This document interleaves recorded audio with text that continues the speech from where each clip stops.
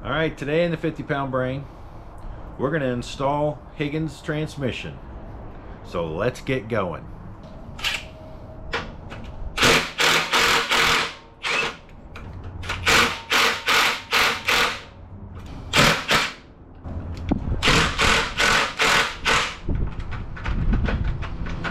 Powder coating has made these an exact fit in the socket. Okay.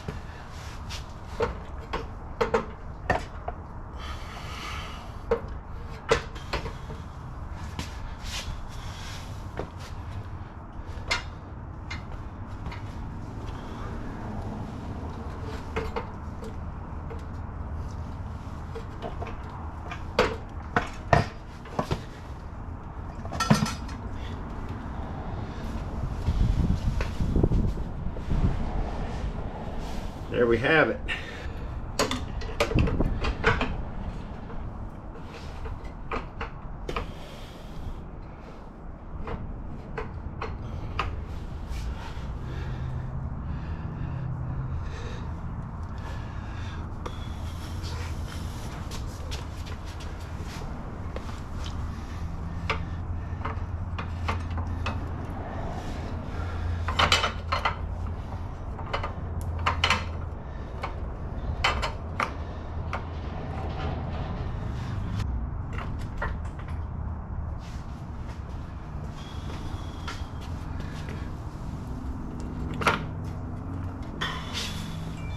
I have my anti-seize here with me, but I do have grease, so that's what these bolts are going to get.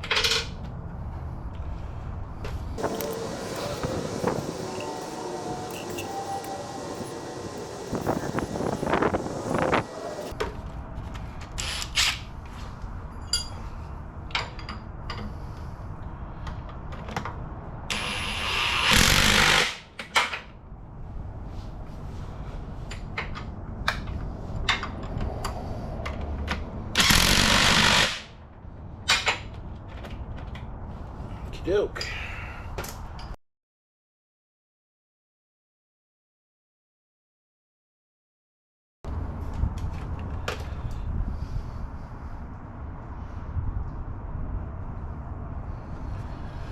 Okie doke. I do with the starter. And you know that's going to end up on the floor sooner rather than later.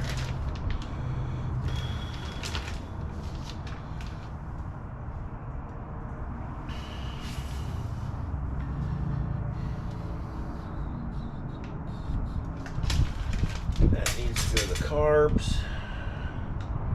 The carbs have to come back off before we put the body on.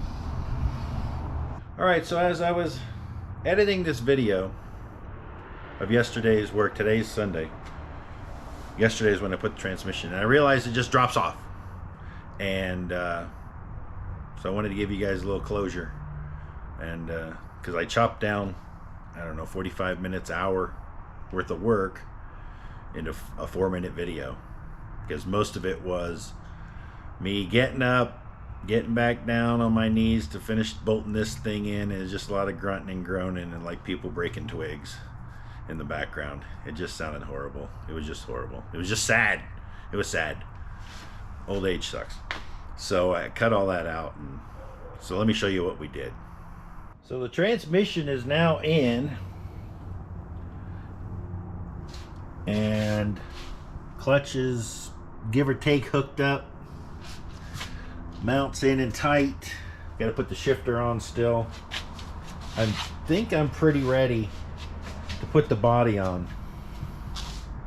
I don't know if you noticed back here and right here, the shaper and that lathe that I had are gone, which gives me nice flow through the storage unit again. It's a beautiful thing.